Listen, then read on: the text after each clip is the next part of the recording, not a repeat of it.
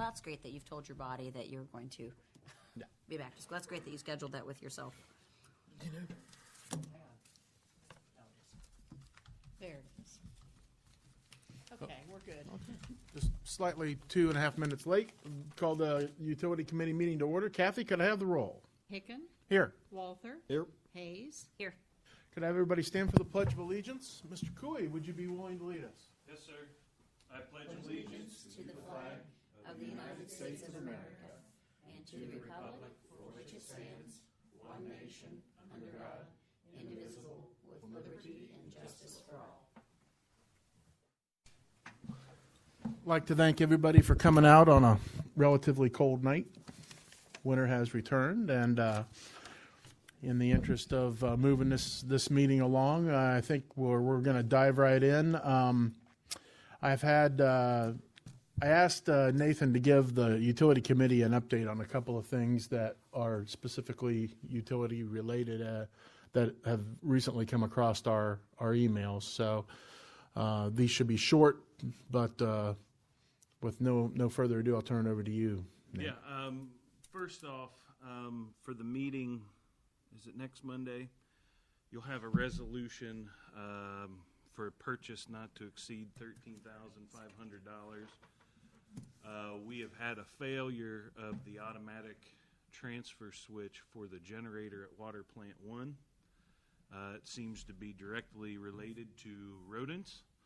It seemed that maybe there was a nest in there, and the little critter was in there at the wrong time, literally, when we had a power flicker and everything wanted to transfer. And it got caught between some of the auto switching mechanisms and not only prevented power from transferring, but kind of melted our contactors. So I let the professionals handle our generators. We have a contract with a local firm, brought them out and thought maybe we could just replace the guts of our transfer switch. The switch is old enough, they don't have any replacement parts, and it's one of those, well, you just have to buy new. So that's where we're at. The new switch is like, I don't know, $9,500, and in order for, they don't do the install, so you have to get a certified electrician because you're dealing with all the incoming and outgoing power lines that come in. We got a budget price of $3,000 for that. So roughly it's a $12,500 project. I added another $1,000 just in case we see something unknown. We have turned it over to the insurance in the hopes that maybe we're covered. There was no blatant, I guess, entry points for the critters, but we're doing our best to prevent that going forward. It wasn't a problem that we've had at that plant before, at least in that area. So you'll see that, and then, yeah. How often do you test those? Do those, or that's a weekly test? Yep. So that guy, that rodent was in there less than 7 days? Well, no, what had happened, the automatic test, we can kind of do that somewhat manually now. So it's programmed to, all of our generators exercise around 9 o'clock every Wednesday. Then once a month we do like a load test. It's good to do a load test. Right. For this particular plant, we cannot do it what I would call safely because it requires taking a metal post, if you will, and one person hitting the power side and then one person, and there's just not enough room in there without somebody accidentally touching something they shouldn't. So we haven't been doing the load test since the last week of December, but we can still do our off-grid or our automatic test run as With planned. the new transfer switch, will you now be able to do the load test with this one? Yeah. So you're improving the system? Yeah. Okay. And it's one of those, even when BPS came out, they're like, yeah, if you guys have to transfer, you ought to call us. And usually when people tell me that, I get a little nervous. So Got it. So that'll be, with the hope, our insurance deductible is $5,000. So I'm hoping that maybe we're presenting pictures and info, and maybe we could go that route and only have to pay $5,000 to get this fixed. Worst case is $13,500. So. Okay. Good. Watkins Road.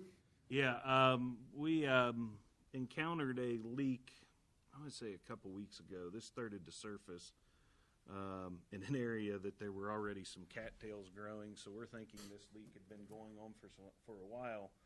I would even guess when the subdivision Barrington Ridge was put in. What we had found when we uncovered it on a bell fitting, pipes slipped together, male and female ends. One of the rubber gaskets inside the bell fitting had either worked its way out. Usually you see that on installation. It is possible that it worked its way out over time, but usually it's an installation.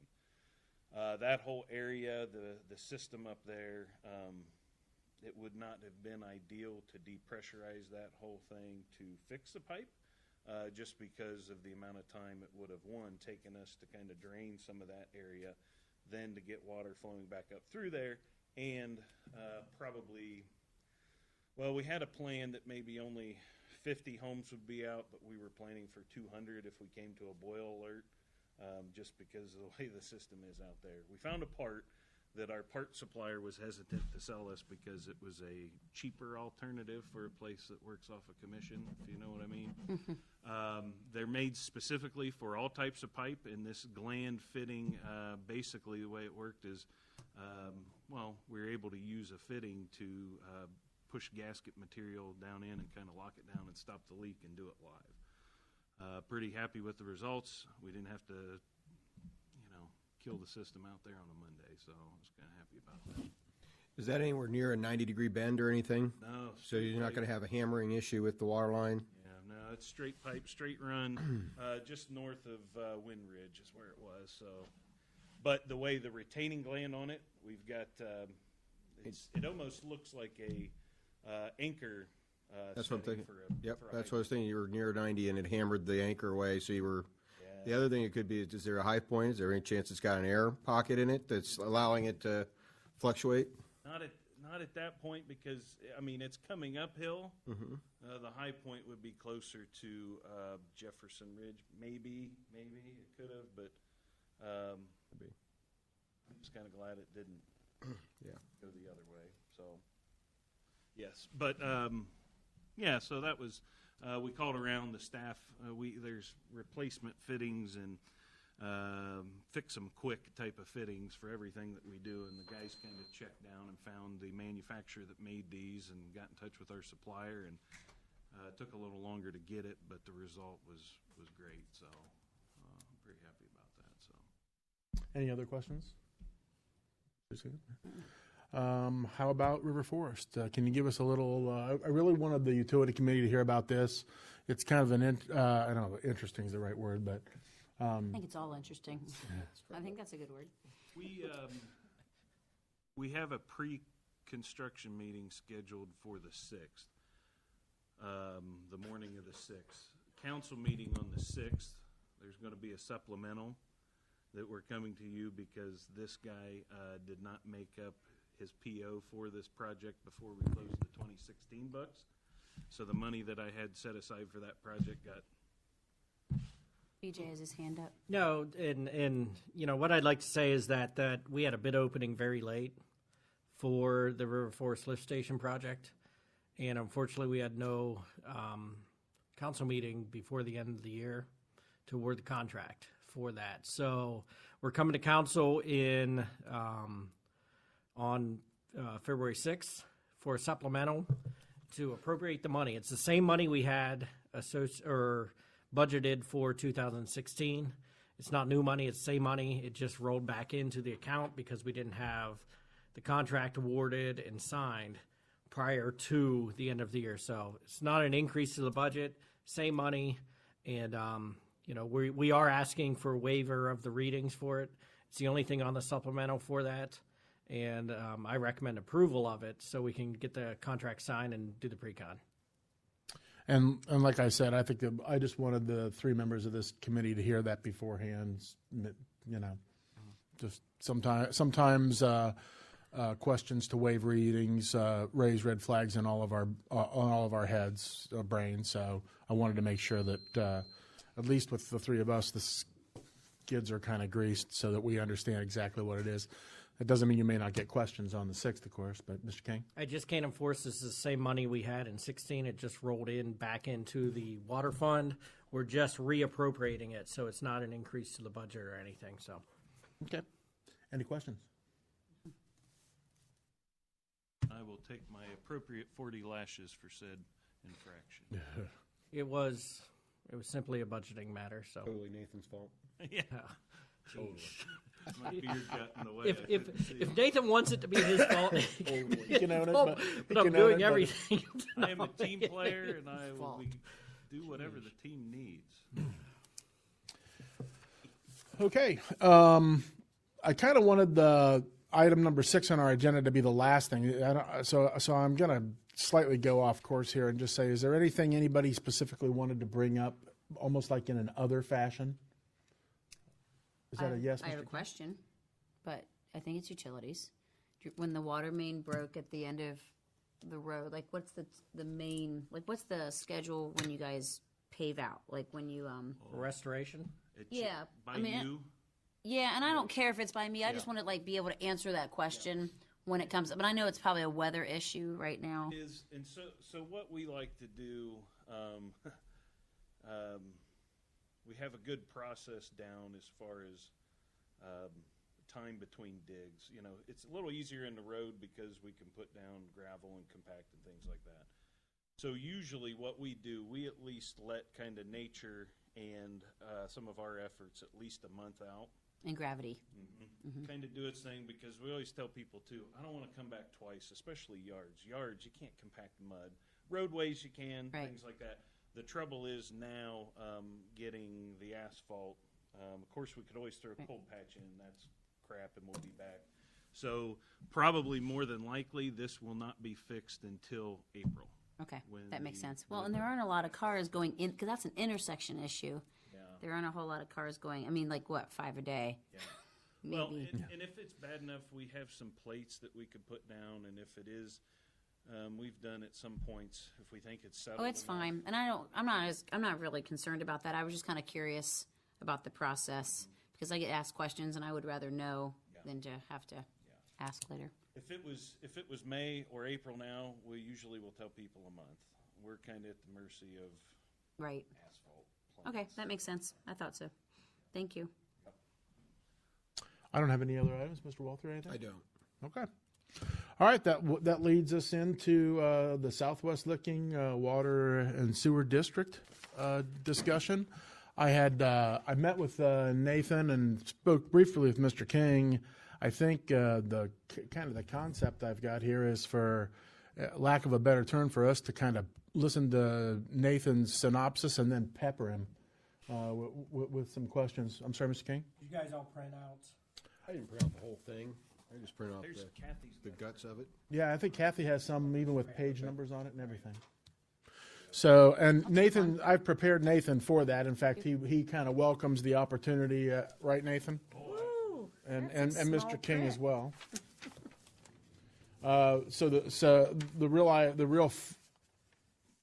Our concept for this, I think, should be to ask as many questions as we possibly can and begin to formulate how we feel about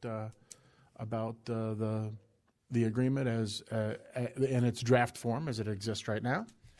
And so, again, with no further ado, I would say feel free to ask Nathan questions. Do you want to go through it first, Nathan, and then have us ask him, or? If you wouldn't mind, can I give a little back story history a little bit? And Sure. I have an open mic, so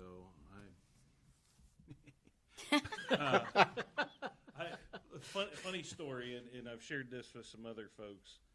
In January of 2014, I was faced with the task of being the acting city administrator. And at that time, well, prior to that, we were making some progress, at least with the administrator at the time, what we were going to do with this contract with the district, because there were some things that led to arbitration that we didn't necessarily care for. And Mr. Hicken came on board with the city at the same time then, and he and I I guess, developed a good working relationship because Tim came in the office and said, hey, you know, what do I need to know about the city? Where are we at with things? You know, we could have talked about roads. We could have talked about income tax. We could have talked about a great many deal of city operations. We talked about the contract in the district. And what is our plan? And even that day in 2014, talking with Tim, it's like, where do we want to go? Who do we want to be? Because that greatly, well, pushes the direction of any contract that we have now or in the future. So fast forward to now, you're aware that actually a year ago, December, we were in arbitration hearings with the district. We had mediation, then arbitration, and the rulings of the arbitration came out in March, I believe, and basically that some of the clauses in the contract as it stands now revolved around three things. One of them was an emergency interconnect. The other one was what we would call a free flow interconnect.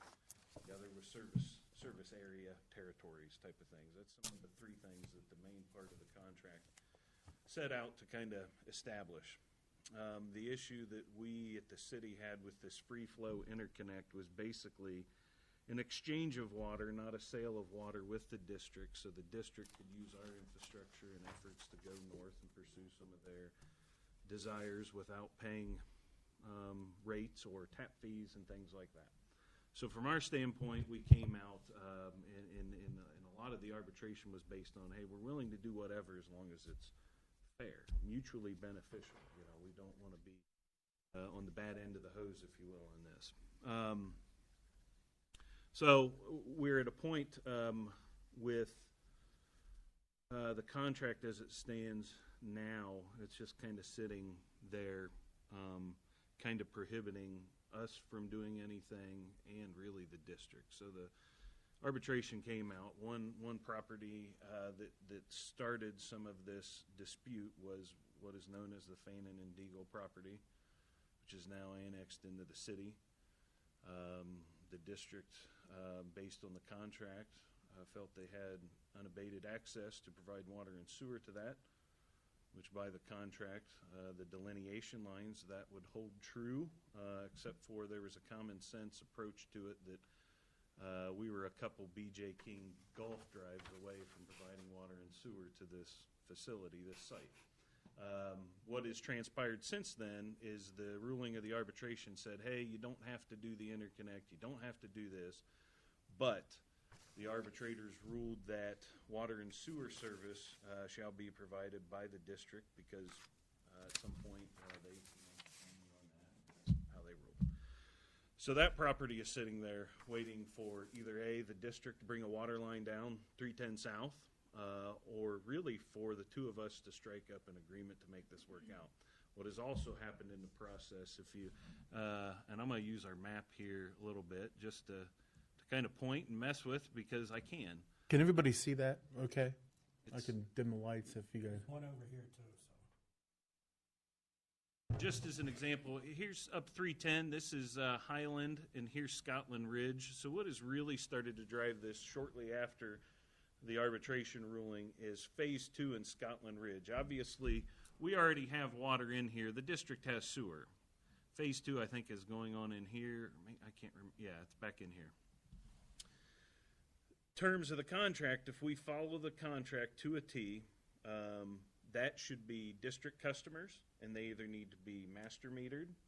Well, really, that's the only option, to be master metered. And what has brought us to where we're at today, common sense, some of us with our end and the new director over at Southwest got together. How do we figure some of this out? So our first approach was saying, do you guys really want us to master meter you and bill you for these up here? Does that make sense? And the reality is, no, that doesn't make sense.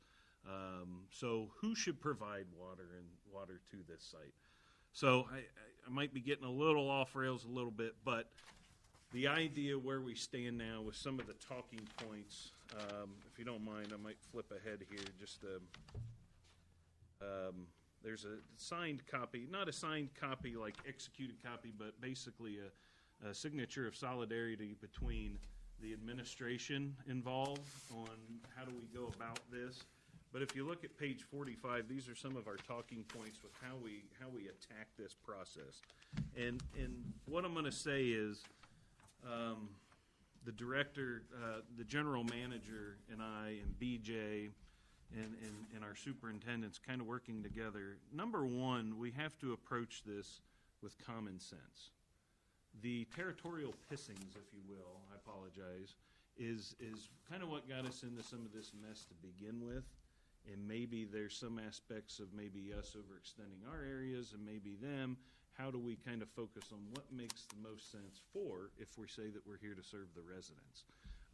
So a common sense approach on how do we kind of navigate our relationship together from here on out. Number two, defining the service territories. There's a drawing in the back here, kind of restructuring of the service territories, and I apologize if I didn't give a previous copy for you to compare to, but this was us sitting down at the table and say, all right, logically, where can we serve, where can you serve, and where should we probably not serve type of thing. And the third item is basically to accomplish some of the details of the contract. The contract set out to, one, establish emergency interconnects, which I've always been a favor of. I've been a favor of an emergency interconnect, again, one that is mutually beneficial. If we're going to split the cost of an interconnect, it should serve both of us. So that's one of the items here. And there's a scenario at play for us to kind of refocus on who we want to be through this. In my mind, where do we want to go in the next 10, 15, 20 years? So I think that's some of the backstory babble, if you will, before we kind of jump into this. So where we're at, if you want to look at item number one.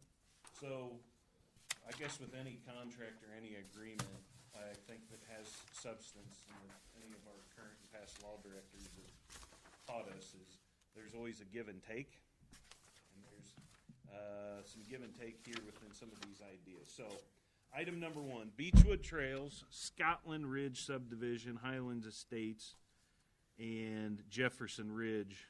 And we threw in the condominiums at Jefferson Wood, but that may change. Basically, we would make some connection points and give that portion of the system up through here, anything out of the city, to the district in exchange for the Fannin and Deagle site. Item. Now, one of the reasons that this area was brought up when we sat down with the folks with the district, I think with some changes here and there, you're kind of able to sit down and say, what is it that you really want to do? And previously, when we were headed to mediation and arbitration, we made it very clear that we had very little capacity or desire at the time to pursue interests north of the city.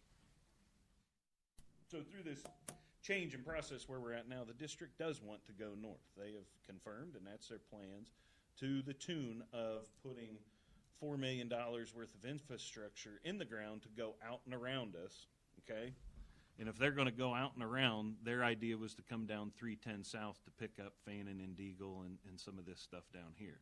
Mind you, we have a water main already on 310, so that's where we sat back down with common sense and said, all right, we're both going to look foolish if we have infrastructure on either side of the road on 310. One of us has to kind of take the rights and handle all this, and how do we look at that? That's what brought up, all right, there's a process that's where the district goes. And then under the new maps, our stop point would be in this Apple Blossom area. Right back. Yep. Sure, sure. You know, with the idea that they have interest to go that way, and part of it is we devote quite a bit of efforts to providing water to the residents of Beechwood Trails who are in Harrison Township.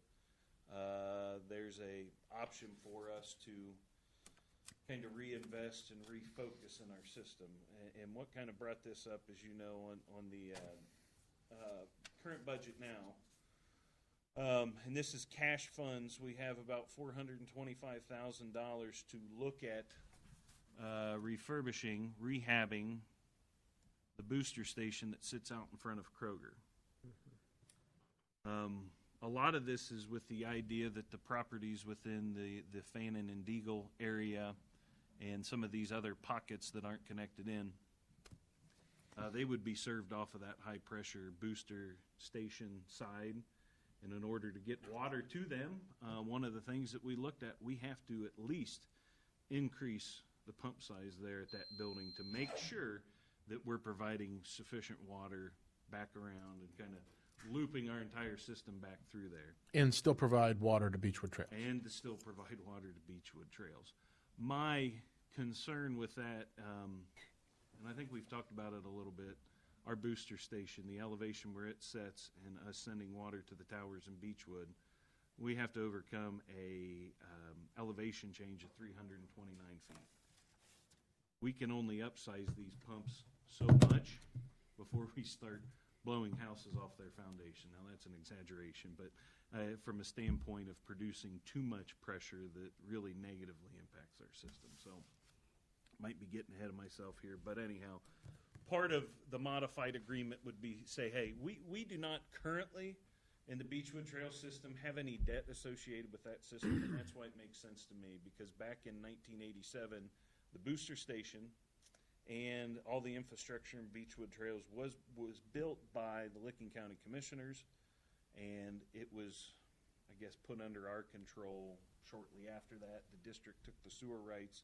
It was permanently deeded over to the city, all the infrastructure, all the equipment, in 2010. So part of me is looking, well, we have an option to maybe negotiate something here that we really have no outstanding debt on yet. It's coming. Things like painting water towers, upgrading booster stations, things.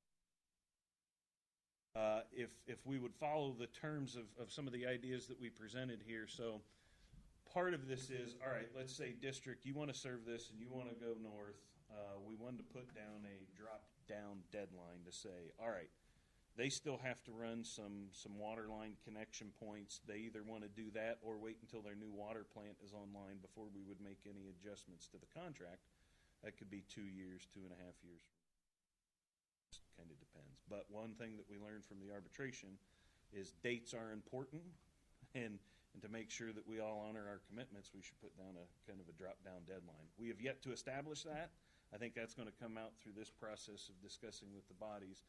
But during that process, so let's say that maybe 2020, let's use that as a number, is when we make this swap. Between now and then, any customers in any of our current service areas, including Beechwood Trails and systems out of the city, we would still provide water to. We would still bill them appropriately as customers, and if there's any new customers, we would gain the capacity fees or the tap fees from that. That was something that they were willing to kind of give, since we said, hey, we'll hold on to this until you're ready type of thing, and that's kind of our approach there. The tap fees would go to us, and any projects moving forward, if there's any phases in Scotland Ridge 2 and Highland and anything up there, would all be built to the district specifications based on this agreement, because they would eventually take that system over. So what we're doing with this approach as opposed to the current contract, what it had in there is, if they put in the free flow interconnect, the district could tap off of any of our lines at any time, unlimited, without paying tap fees. In my mind, which we discussed several ways, I think eventually you start running into the red if you operate your business in that aspect. You're pulling out and you're not putting back in. Now, there might be a wash when it comes to usage, but eventually the impact that we're going to have on adding on to our system that is already tasked through a booster station that is undersized, we're getting into a different realm. So, I know it's a lot of info, and I'm just trying to kind of hit the high points here a little bit. So if we get to a point you need some clarity, don't hesitate to ask, just so I can try and do it justice, because some of us have been talking about this for a couple months now, and we're just citing script. And I think you've done a good job of covering the history of all of this. Why don't we go ahead and jump into what is essentially being proposed? Okay. So what's being proposed is after a swap, if you will, they get the Beechwood Trails, our out-of-town system, Beechwood Trails, and Scotland Highland, that stuff, in exchange for Fannin and Deagle and some other property areas on the map. One being there's a connection point, and I'm sorry, this might be a little slow. Coghlan. Where do some of these properties? Whoops. All right. Blacks Road. All right. Let this draw in some. So what we have now, too, part of our system, we have some inefficiencies due to we don't have enough loops in the old downtown system. So part of this swap is, hey, you get we get Fannin and Deagle, you get Beechwood Trails, but we get the right to serve this property in here, which is Coghlan and some restaurants there. They have a water main that's going up to Broad Street that we'd like to connect into some of our system at Broad Street and get a loop tied in down here for some of our customers on Blacks. Because right now we've got, this is Oxford, is that what they're called? Yeah. Oxford? Yeah. Yeah. And down here is Legacy. Out here, we've got maybe 300 feet of pipeline between the two of us that we could slap this in and take it over pretty easy, with the idea to increase another loop within our system, with the idea to kind of eliminate our dependency upon the booster station if we would ever go forward with this type of deal. Trying to find ways to kind of connect points, and does it really make sense for us to be on one side, them to be over there, and this is just a logistical spot that works well for us. So that would be one of the exchanges. The other would be a part of this, which again satisfies terms of the original contract, putting in an emergency interconnect. So what we've looked at, and I've seemed to have lost my map where I can overlay the district lines with ours, so bear with me. This is York Road, and see this subdivision here? District serves that. So we're very close. They've got a 12-inch water line right in here. So the idea would be that they would connect onto the system here and pressurize, hard to see, isn't it? Pressurize the entire system through here, okay? Backfeed with the idea that they would use the towers, go up north, and then we're going to either come down and put an emergency interconnect out here by the condos at Jefferson, or up here in Windridge, or both. It just kind of depends, because what we're able to do here to satisfy an emergency interconnect, we don't have to put in a booster station. We're able to just use valves and kind of, you'll have a series of two valves. You'll have valves to kind of stop service between the two of us, probably with a lock and chain, something like that. But then also an option to us either feed them or them feed part of our system. And by doing that, if they're able to backfeed our system through here, this is another idea of working with that Blacks Road area, so we could kind of push water into old downtown and bypass what we know is the current booster station now. So this would satisfy an emergency interconnect. We haven't determined which point yet would be best, because initially we had discussed the district taking over these condominiums. But you can see this line coming up through here, that's city. We want to keep that, so we want to try and find a way that we can still keep these customers, since they are in the city.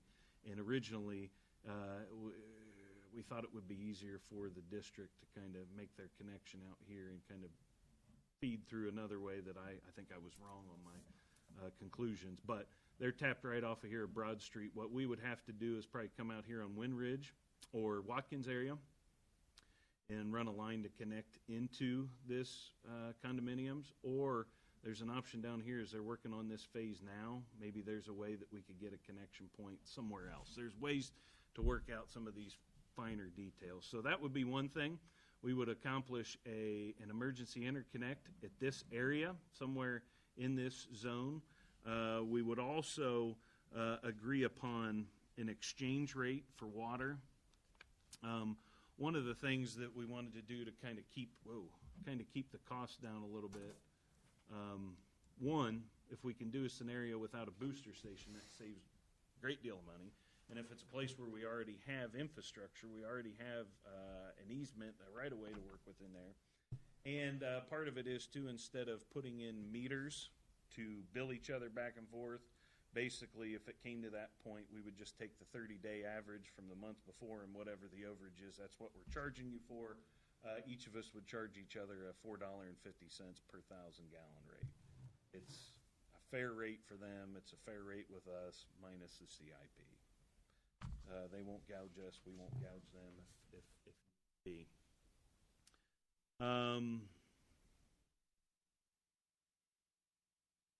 Talked about another emergency interconnect was brought up south on 310. And we kind of worked through this interconnect area a little bit because it's currently in the contract now. And we wanted clarity on why the interest in this area at the intersection of 310 and Refugee Road. As you know, there's a development scheduled to go in here. They have a water main out in front there. And we had talked about, hey, well, why don't you let us have that? I would love to, but the trouble is, as it stands right now, as you've heard a little bit, we've already have some folks complaining about pressure over here in Sugar Mill. This system here in the Roy subdivision is transite pipe, also known as AC, and we'll leave it at that. It can be very brittle, and this would be the last place that I would want to tap a water main to bring water down here. Trouble waiting. So part of me, to be classy, say, hey, they've already invested some time in looking at how to get water here. They desire an interconnect in this area, so we could provide water back to them and then provide water through here. Now, the reality is, part of that is, if they are ever in a shortage, there is a supply line that comes out through here that provides water to, there's an interconnect with Jefferson Township out there. Now, that's not solely the idea that, hey, we want to buy water from you to sell to them. That's what the old contract was. This is just strictly if this would be a luxury item that we put maybe 10 years down the road because, one, I don't have the money now to do it, and two, we got to let some of this stuff play out as far as if we make this agreement, how we're going to improve our system before we make dedicate the funds towards a second emergency interconnect. Let's see. With the contract, with the changes, we want to meet biannually. Whether we have to or not, that's the minimum that we want to commit to make sure that we and them, we're all on the same page to the extent that we want to be on the same page. You know, some of their interest outside of the city matters very little to me operating my department now, our department, but maybe in the matters of them doing some work in the city. I think it opens up the communication, improve our relationships, and with the idea, hey, if we got to get together more than twice a year, we can get together twice a year. You know, if anything, to talk about our future plans. Item number 9. This pertains to sanitary lift station.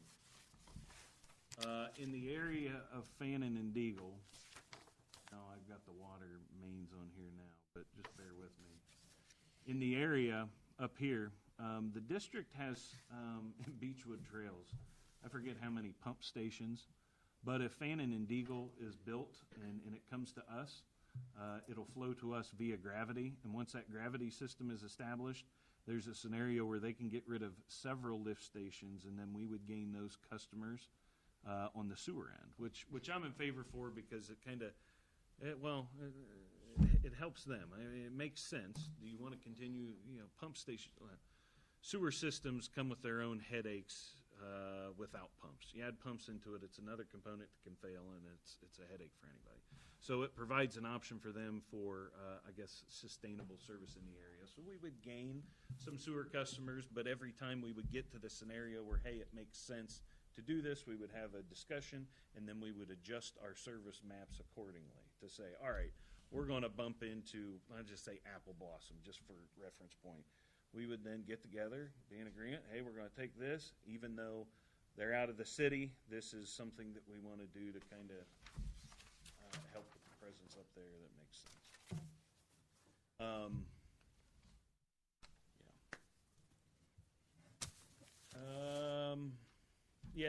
Item number 10 is kind of some of the preliminary language that we put in on how to make this work. So, put in that we would provide water service, whenever this contract is executed, for a period of 24 months or until the district water treatment center is operational. And that was just us throwing in some language there like, hey, how do we kind of boil down to getting close to a date? That's just kind of us talking out loud and throwing something in there. And the rest of it, mutual aid where a meter's not available, calculated on daily average. The district, in order for them to make some of this work, they're going to have to put in a booster station in Outville, and more than likely, if they go north, would have to put in a booster station off our current system if we were to do something. Basically, we're at a point to where I think on this, well, I guess administratively, there's a lot of things that we agree on that we think that make sense, and we're getting to the point to say, what do you folks want? Where should we go with this? How do we get there? And I'll kick back to part of my focus with this is we have a chance here to kind of redefine who we are, where we're going. There's no denying that as our utility department stands now, we're surrounded to the east, south, and west, and our expansion within our service territory, even on the existing service map, is very limited to the point to where I would say if I have a customer base of 3,200 accounts now, maybe, best, what's that look like? How many years from now? 5,000 customers? Is that 20 years from now? The growth potential within our area where we currently have infrastructure, I think is very limited. So part of this is, all right, so let's say that there are pockets within our system in our area that we can grow. Why would we not invest in that area instead of investing in spreading ourselves thin? And I think that's what we're doing now. I love the customers in Beechwood Trails. I appreciate having them as customers, but it makes sense to look at this from our standpoint, to remain solvent.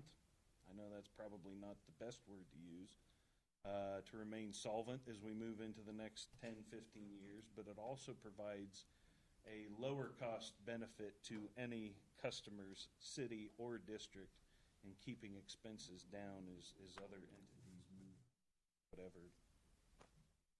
whatever they say. So I will be open and honest, and it's in this paperwork here. I've done some calculations. We currently, of our customer base, roughly 1,100 counts are out of the city in this system. It would be less because I was including the accounts in Jefferson condos. It would be a little less if we kind of redo that. What that equates to, and I just boiled down numbers to say, hey, if this happened tomorrow and we transfer over, we will, the revenue will drop about $500,000 a year to the tune of roughly $44,000 a month. And that's me going high. I'd rather be high than low and tell you, oh, it's only going to be 26, and then it comes out to be, so I'm averaging high. Now, this is based on usages, of course. So what has happened in Beechwood Trails, too, and anyone out of the city, they pay a higher rate than folks in town, 50% more, whether it's tap fees or user fees. So I compare this a little bit to It's the housing market when it collapsed. You overinflated the value of something, hoping that these folks would annex in, and I don't know if that's the case. This is me talking out loud. So I think one of the reasons that they had the higher rate for these folks in Beechwood Trails with the idea that maybe that would coerce annexation.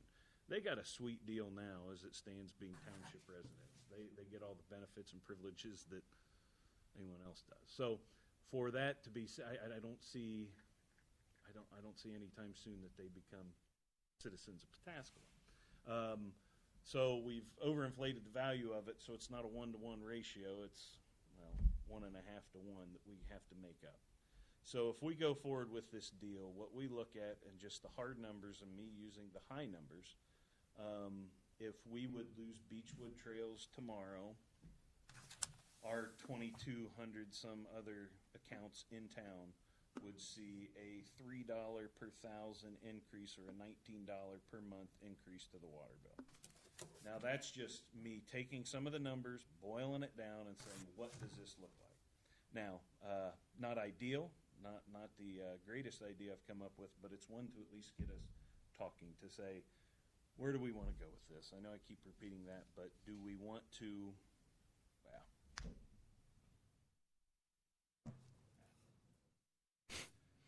That probably gives us a point to begin to ask some questions, I think. Now might not be a bad point, so I would kick it open. Then I certainly have some, and I want to start with you, Andy. Oh, you want to start with me? You don't have to, but Do I'm we looking just at have you. and one you're each, smiling. or do we get to go through our list?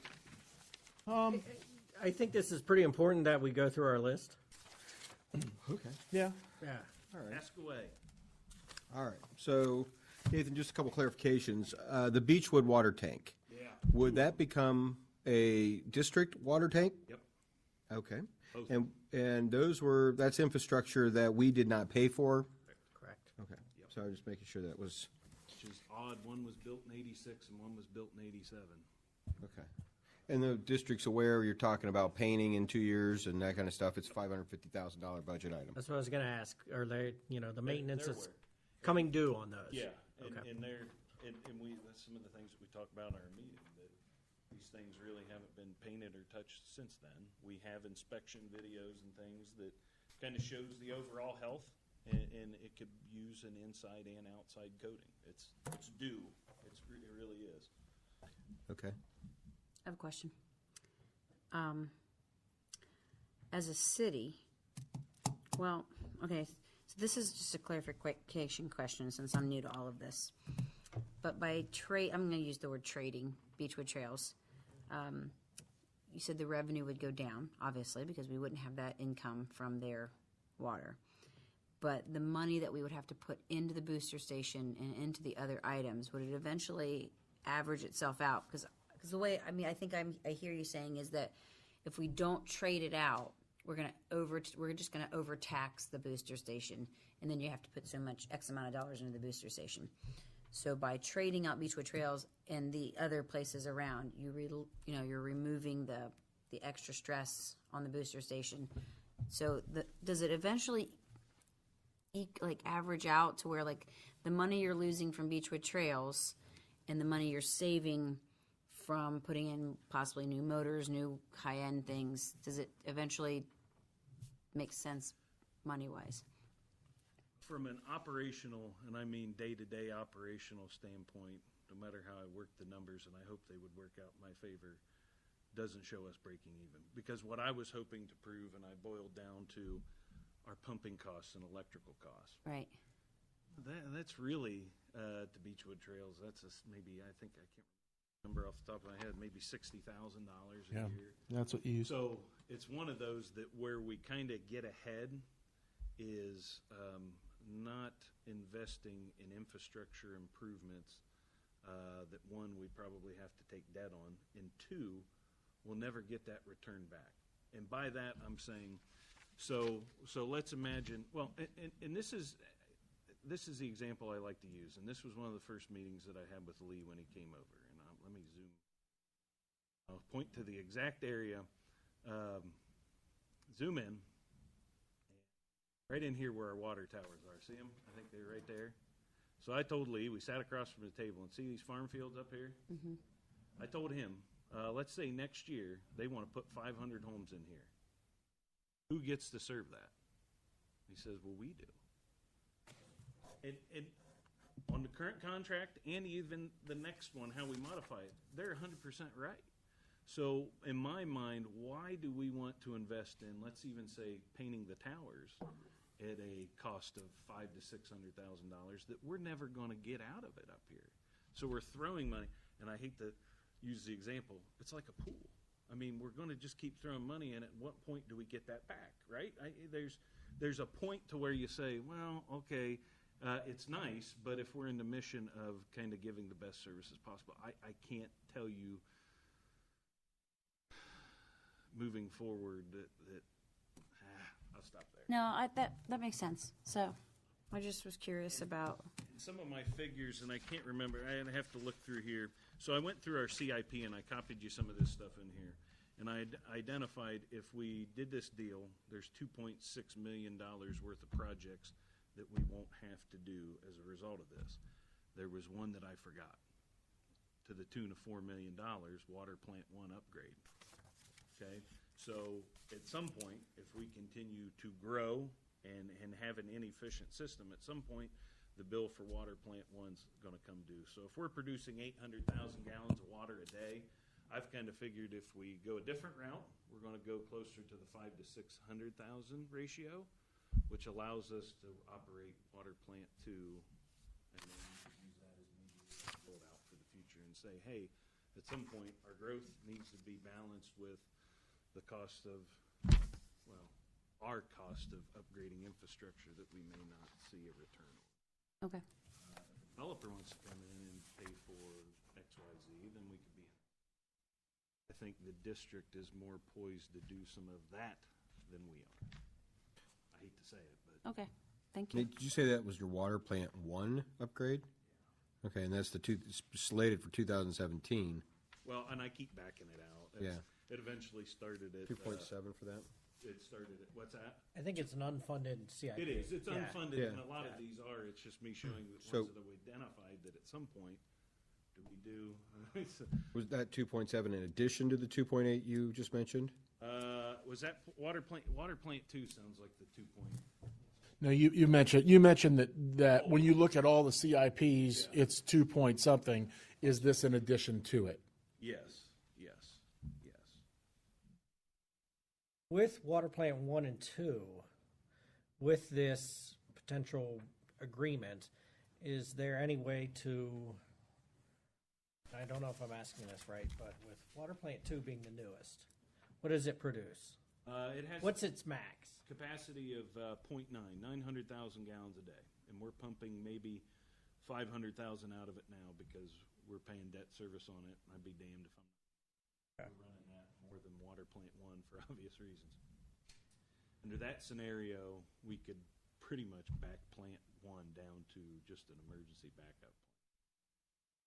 Possibly a booster station plan if we have. I got another idea with that, with the clear wells that we could pump water to its clear wells and use the high service pumps there in an emergency situation. But And at what point do you anticipate we'd max out Plant 2 then, if we did that? we'll look at it this way, and here's the number I'll throw out. While the past 3 years we've had great, decent growth in the form of numbers because we've had big units like Carrington Ridge. 2016, we gained 51 new customers. The year before, I think it was 48. The year before that, I think it was like 47. So if you do that math, I think the only wild card that we have is one of the unknowns now, Fannin and Deagle, and how quick it would pop. You're looking at 230 homes there, and some of the green space that they're looking at filling in now, maybe another 300 or 400 homes altogether. If we build out in that area, it's still not going to be a one-to-one. We're not going to get 1,000 homes back or 1,000 customers back. If it, Could Fannin and Deagle be served by Water Plant 2 currently? yeah. And we wouldn't max it out? Well, currently, if we relied on, right now, if Fannin and Deagle wanted 100 taps tomorrow, they would be operating off of the booster station. Then bringing us closer to that apex of destiny. like how much is too much on the booster station Because of the current customers. because of the current customers. Current out of state, So part of my mind is it frees us up, and long-term, I have some other ideas that to move us away from the booster station. Put a tower, fix this stuff once and for all. But that's going to be creative process too.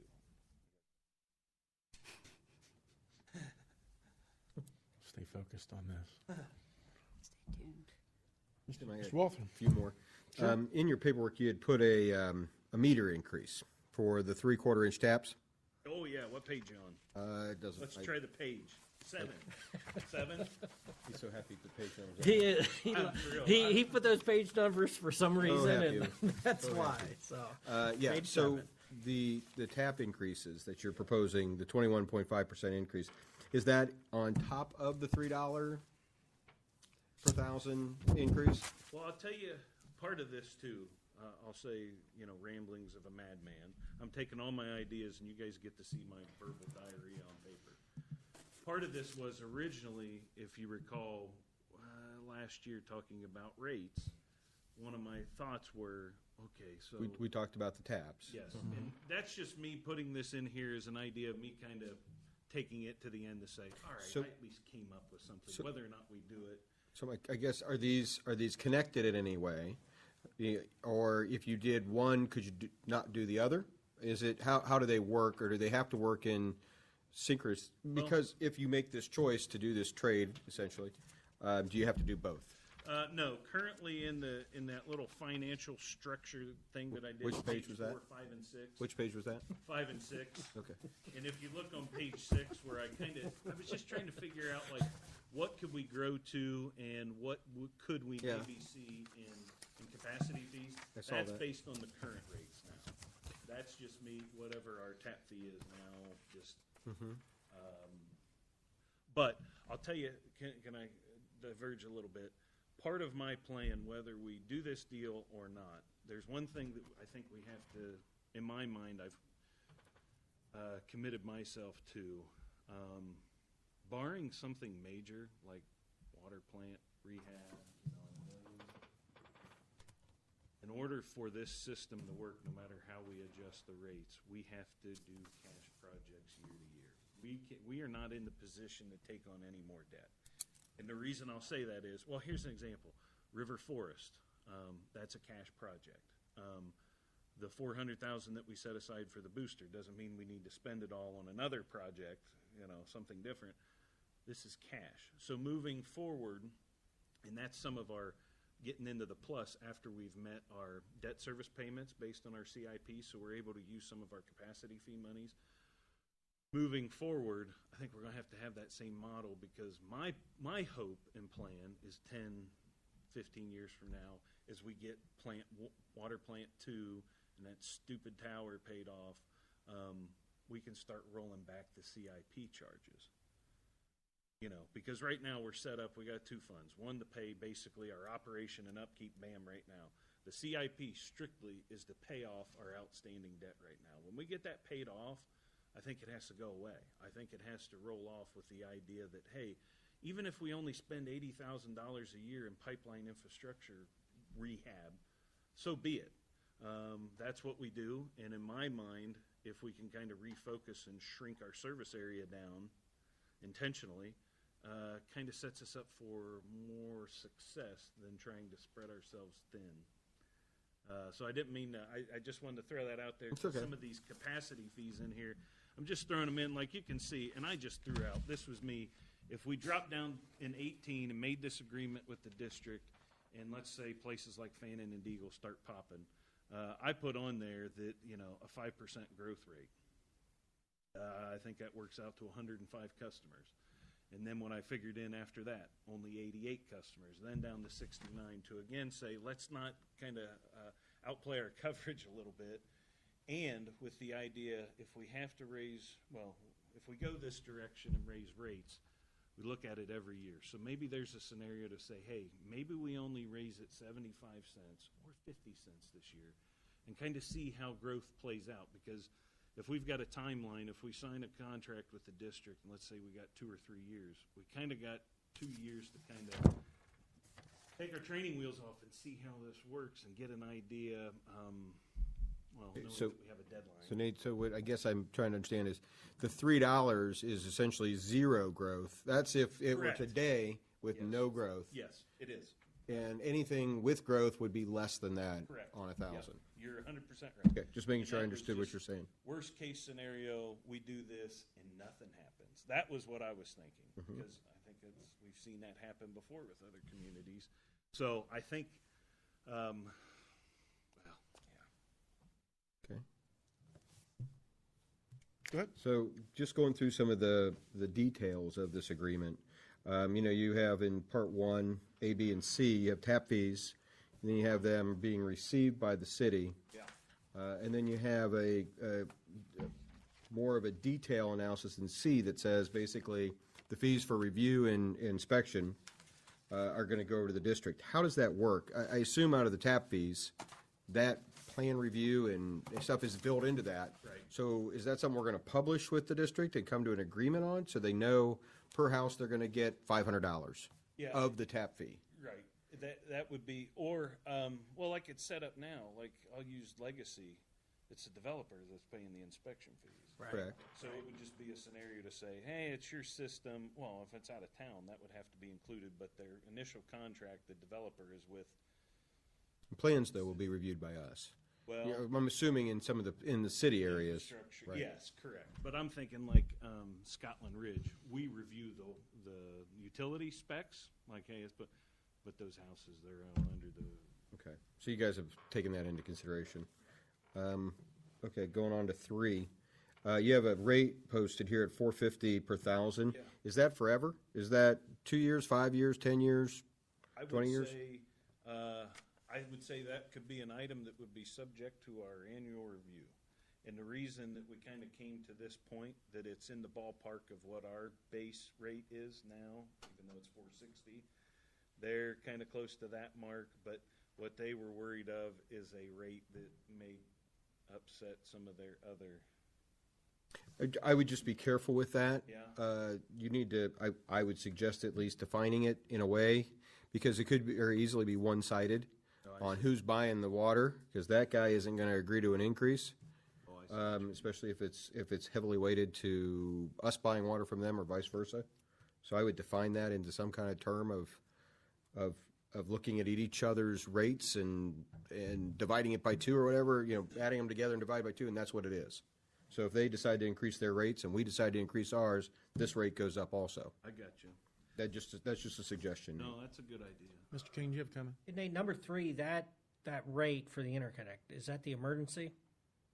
Yeah, that would, yeah. That's, If there was an emergency, it'd open up and that's what they pay. So it's we not, needed water, they needed Okay. water, and that was just. so that's easy enough to review each year. Well, and I'll tell you, you wanna know how we kind of came up with it? Hey, ours is in town $4.60. Ours is this. Let's go with $4.50. All right, let's go with $4.50. And the idea that as we get closer to, these are ideas, these are talking points. If we get to a point to where we're in agreement and want to do some of this, we turn it over to the lawyers to, of course, help us make sure that all the T's and I think this would be one of those aspects to say exactly like that. Hey, Yeah, I'm or kinda- is rates change or whatever. Yeah, I'm probably ahead. I probably get the cart in No, front of the no, I horse here. appreciate So, okay. So you got a typo in 5, but that's okay. I think Which you're saying one? serve rather than server. I don't know what that is. In 5, third line, second word. I think you're saying serve the 2 systems. That was Lee. Yeah.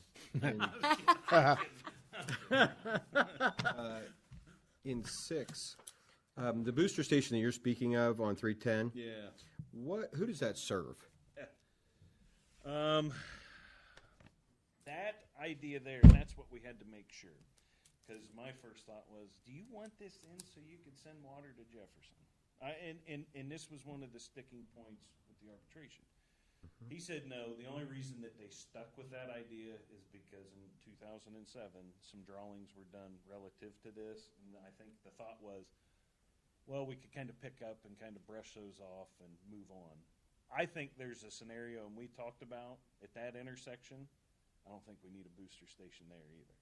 I think. Well, it would be I'm the worried about the commitment to the booster station and the commitment to pay half of it, even if we don't necessarily want it.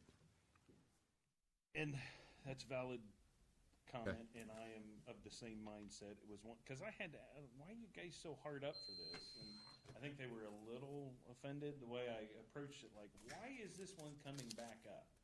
Like, what are you after? And I can't remember the words he said exactly. Hey, there's no, I forget what word he said. No secret plan here to try. I think it was just one of those, hey, we both put towards some effort, maybe some of this. My thought was within that area, and my hesitation with that booster station in that area to begin with, a couple of things was property acquisition. Because if you put in a booster station, you could probably do it within the easement area, but you want to back away from the road some. And with that plot, that development down there, maybe there's a way we could negotiate something. Nate, I'm nearly just asking, what benefit does it serve Pataskala? Oh, for us? Okay, so in the event, let's say that plant 2 or plant 1 the bottom drops out. That would be our feed point to run water up the grid in the entire system. For us, it made sense to me, especially if I could do some tower adjustments and run our whole system off of a tower instead of a booster station. So ideally, but I think that's where the pressures will get funny, and I don't know if we'll be able to put a booster pump there. So I think this one, if you want my honest to God opinion, and one of the reasons I backed it out, you see 8 years from the date of this agreement. One, I don't think it's entirely necessary right now, and 2, I don't want to spend the money, and 3, I'm not convinced that it's the best spot just yet. And then if you read the line below it, we threw it in there like, hey, we'll maybe figure out another spot if. The concern I get to is we're already losing money with the deal. Now we're going to lose more money by putting this in there. Yeah, I see what you And a council that's 7 years from now, which probably won't be me, but 7 years from now, isn't going to like that. I would agree. Especially when you look to the residents, say, we got to raise your rates for this deal, and it doesn't benefit us, other than in this one scenario where both plants go under and we need, or whatever the case may be. Essentially, that's just why we had the arbitration, right? Well, it's to some degree If you why kinda we think did about it. So Me? I'm being cautious, and I'm saying that one to me sticks out as Yeah, the one I would dislike the most. yeah, I understand. Okay. Strike it. Tim, you mind if I have like 3 more, and that's it. Sure, finish them up, because I got So some too. on 9, this doesn't make a lot of sense to me, how it's written. So if I'm to understand this one, if I read it, it says, if gravity can, let's just say scenario is, gravity can feed the city sewer. You can go to city sewer. Right now, it's under Southwest Licking. Yeah. But gravity, such as your scenario up in Scotland, or up in that area, can feed to the city, but Southwest Licking serves it with a pump station. The way this reads to me is, then Southwest Licking can take out the pump station, and the customers go to the city, but it's the Southwest Licking's responsibility to decommission the pump station and hook everything up so that those customers can come to us? I would interpret it that way because they're coming to us. Why would I spend the money to take off your lift So the station and run benefit to them is they no longer have a pump station, but they just lost all those customers that pump station served, Yeah. and they have to spend money to lose customers? Well, Okay, I'm It's, just asking. it's one of those gives and takes, and when I look at it the same way, it's one of those, I won't bring it up just yet in case they feel differently. Okay. But it puts us in a position to say, hey, we are giving you X, Y, Z. When it comes to this, it's at your cost. Just no different than if somebody across the way wanted to connect, we would require them, right? I guess that's in my mind. Another suggestion to add to some of this is where we have issues with the well fields that are close in proximity to each other. At least let's make that a mutual help to the residents in that area if they're dewatered. Be a suggestion for this. And then the last one is, I'm just asking if has Jamie run these numbers? I mean, I'm not doubting your numbers, Nate, at all, but I'm just wondering if he's running the performa on this to show what What it means for the budget. what it means for the debt service first. That's my first real issue, is the debt service, and then what it means for the overall ability to run the system. But last thing anybody would want to do is sign this thing and then have a $5, $1,000 increase to everybody and have to explain to them that we did this for a really good reason that we can't remember. Hey, Nate, one other quick thing that you have in your unfunded projects. Yeah. The Southeast Water Tower Yeah. to Booster Station Main, what is that? Okay, so one of my ideas our system is horribly inefficient, especially by means of getting water to this. So one of my ideas that I've kicked around for a long time is to dedicate water plant two to the Southeast Tower, which it already does now, but it kind of blows by and goes into Beechwood, Brightwaters. The idea was to dedicate plant two to the Southeast Tower and then run a 10-inch or 12-inch transmission main from there directly to the booster station. So the booster station would draw off of that tower, period. Because what happens, if you saw some of those hydraulic pressure numbers with the sugar mill thing, our worst area in town is at AutoZone. And that's because the hydraulic pressure or the gravity pressure trying to push water up to the booster station plus the suction from the booster station puts that into like the 30 PSI range, no joke. So one of the ideas was, this is an idea for me to kind of fix the low pressures in Old Town if I separate high pressure and low pressure system from each other a little bit and dedicate one resource to each. And that's what that was. So my mind saying, well, if I don't have to pump water up here, I don't need to do that line now. It's kind of where I got to that point. So that was one. I had Pogemeyer look at as part of the interconnect study that we did in 2013, and just trying to figure out how do we fix this system, and that was one of the ideas we kept coming back to. But one of the costs would be right away, and then tearing up those farm fields, and then you're on the hook for so many years if they claim lost crop where you run your line through and things like that. So I think it's listed as like a 1.3. This project, you have it listed as 1.6 with 75,000 up front and engineering, it looks like. Yeah. So that would be one that would go. Does it, well, that's, I guess, what I'm getting to. Does it go away with this agreement? Yes. For sure? I would. Because you're able to redirect the pressure, because of the pressure assistance that helps in that area from not having to pump up the Beechwood? You won't have that impact and that draw. And I really, there's two scenarios that I hope for. We would have to do some more modeling. Right now, I think you're aware that the Headley Mills water tank is out of service. We are operating off of the Southeast tank because it's a 500,000-gallon tank. The Headley Mills and Southeast Tower plus plant pressures fight with each other, and there's no exchange. It's just this constant battle of, there's no tank exchange. So what we found, it works great if we shut one of them off. Well, I'd be damned we found it out when we painted Headley Mills, and I wanted to crawl in a hole and die. But anyhow, one of those scenarios would be if we take this draw off of the system, then can we rely on Headley Mills Tower a little more? Or is there a scenario where we move and put a tower on a higher point up 310 close to a development site and work with a developer to put that there and maybe totally eliminate the need for a booster station? I came across some drawings from 1974. They did some studies back then, and the whole plan was to take a 12-inch up to Apple Blossom, put a tower up there, and gravity feed the entire system. And in my mind, eventually we need to get to that point, because one of the inefficiencies with all of our water towers in our system is one common standpipe. There is no in and out. They're all fighting for the same space, and it's horribly inefficient that way. Part of the goals and plans and moving forward, how do we kind of tweak some of this stuff? And ideally, I look at the booster station if I can put in a new tower.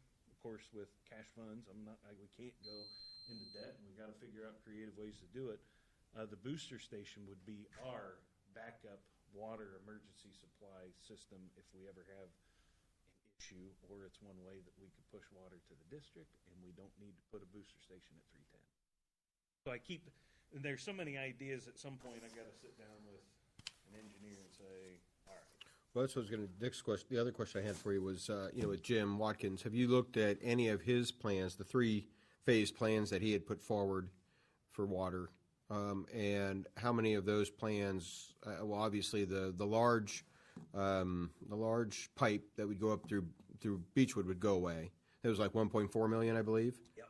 And then, obviously, this booster station down here at Kroger, you were still saying we still have to do some upgrades. The 425, we're not going to save all of the 425, but there'd be some upgrades. I would say if this deal were to go through, short of maybe buying another pump and maybe bigger than what we have now. Well, I think that's what you had mentioned the last time we talked about this. And I would think at that price point, you're probably looking at a $60,000 to $70,000 purchase, just based on what I know the size pumps that we have there now. Mm-hmm. And I've also kicked around the idea of maybe like we refer to them as pony pumps. You know, if in an issue where you just want a low GPM, low PSI pump. Jockey? Yeah, jockey pump. There you go. Did I say pony? You said pony. I'm sorry. I think jockey pump. I'm sorry, I snorted. But there's very little we have to spend there, and my thought is, and I had it on my dry erase board, $400,000. Even if I put it into a storage reservoir in another spot. I'm not going to commit anyone, but discussions have been good with a certain group of folks that are interested in the area, and they're willing for any type of creative. Water storage. Yeah. Mm-hmm. Yeah. Supplemental storage. Yeah. Okay.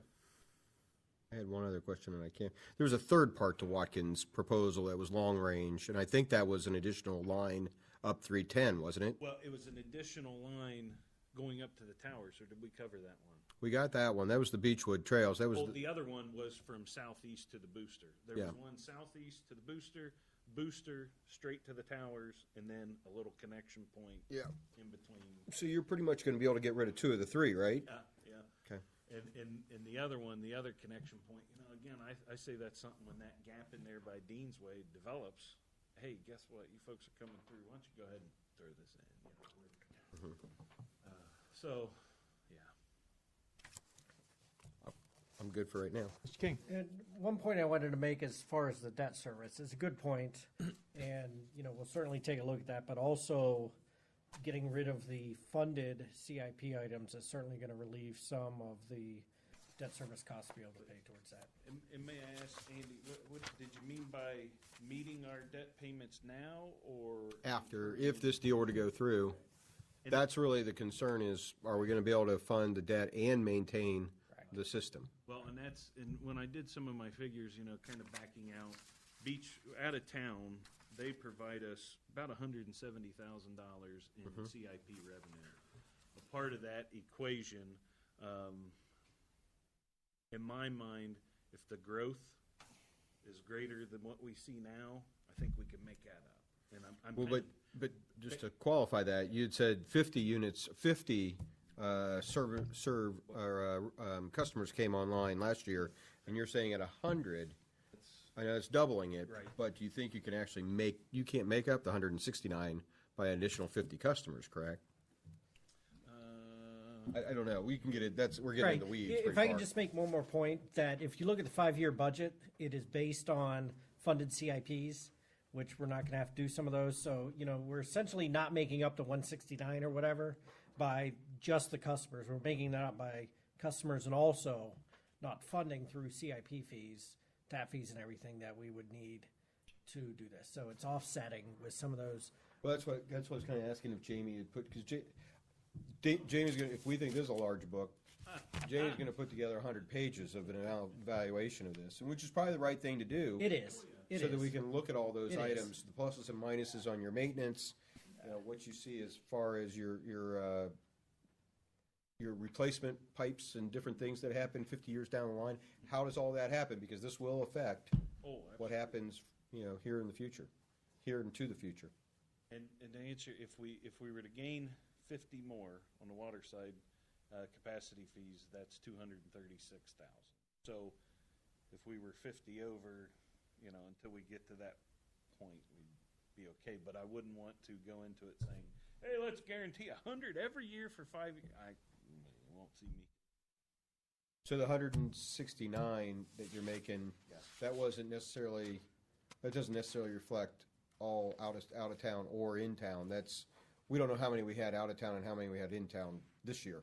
The 50 that we gained. The 169 is what the revenue that we get from people paying the CIP, not capacity fees. Okay, Yeah. got it. All right. Where's the capacity fees? So I put on, I thought I had it on here. Maybe. Put the capacity fee, what we gained this year. Oh, that's in the next report. I'm sorry, I didn't get it. Throw that on there. Well, you have proposed capacity fees Yeah. on the page. Page 7. But okay, all right. You good? I think I'd start with my comments, Nathan, and it's great that Andy just said that, because one of the things that, for me, I'm really trying to get my hands wrapped around is the fiscal numbers.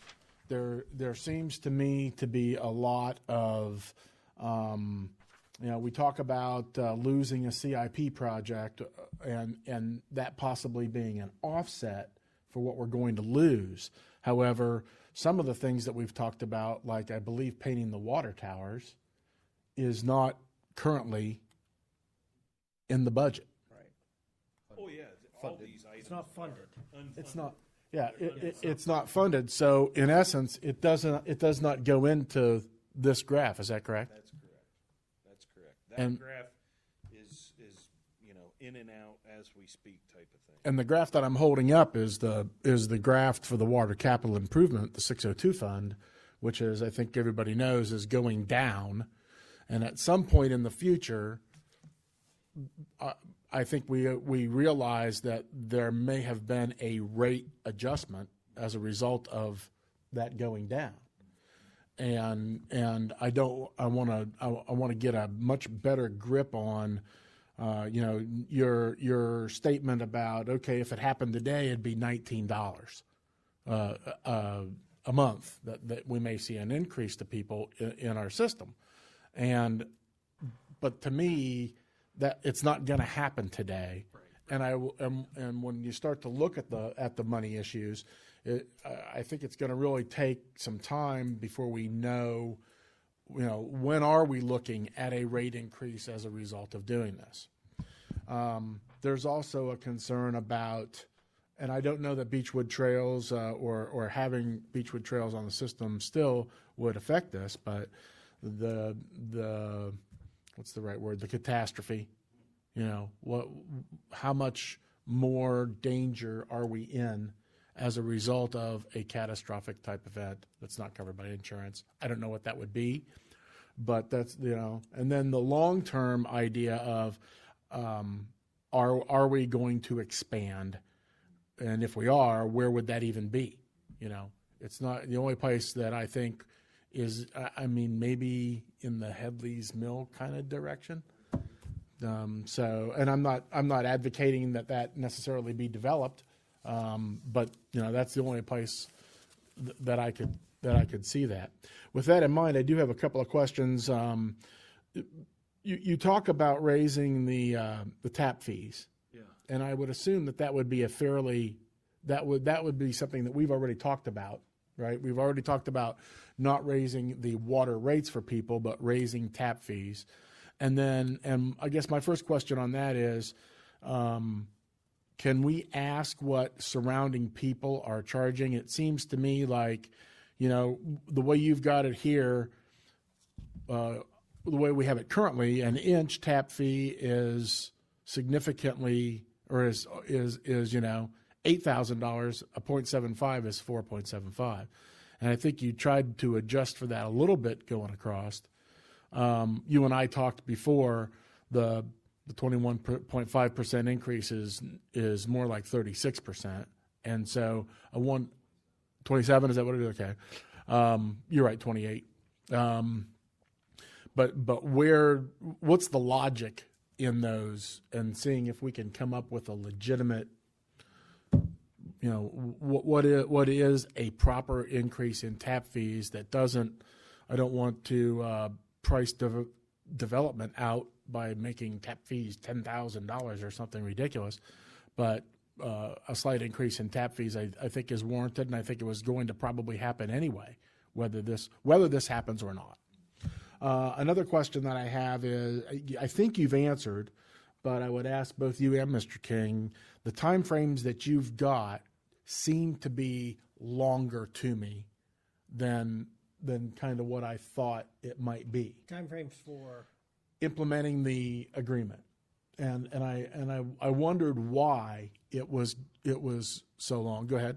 Well, I think in fairness to them and us, not to sound cheeky, but one of the reasons we did not have to follow the contract and the arbitrators ruled in our favor was because of this little clause that could be read different ways, 15 months after the term of this contract. And that's what changed this whole thing. So part of it was just going in to say, hey, we got to have a drop dead deadline to say we come to this date or it's all or nothing. So part of it is making sure that they have a date that they're comfortable with, because that's been my whole thing along, because basically saying, hey, we could do this, but let's say that you're not up to Hollow Road by, or whatever. We threw out, December 31st of 2019. If you're not up there, Scotland Ridge, Highland, it's all ours, and we're not talking about this again, was kind of the idea, to say, you want it, you got to do your part to come get it, type of thing. And that's how we got to that point. Because now that's within the context of this agreement, yeah. meaning you, if you guys haven't taken the time to get through the Beechwood corridor, if you want to call it that, right. there by this time, then that's... Well, and originally how this started out too, and that's probably why this could stand to be adjusted too, the idea they were going to come York and come out and around Hollow and then come down 310. So that was their original $4 million plan or whatever, and said, well, we'll keep this warm for you. You can have Scotland if you get over here. But then that's where he said, well, that's stupid. If you're going to do that, then maybe we could negotiate something else. And that's where we've come to Beechwood Trails.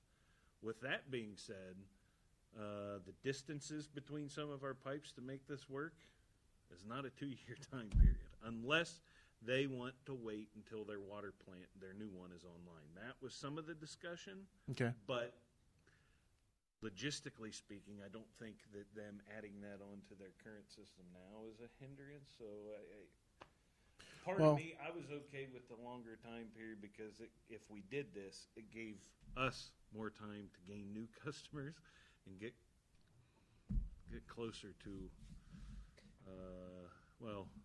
the impact of that 1,100 number being less.